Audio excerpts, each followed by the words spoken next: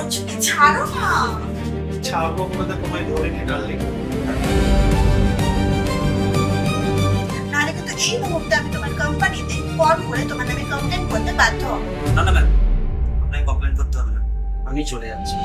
পার্কে বসে একটু হাওয়া খাচ্ছি আর সুন্দরী সুন্দরী মেয়ে দেখছি।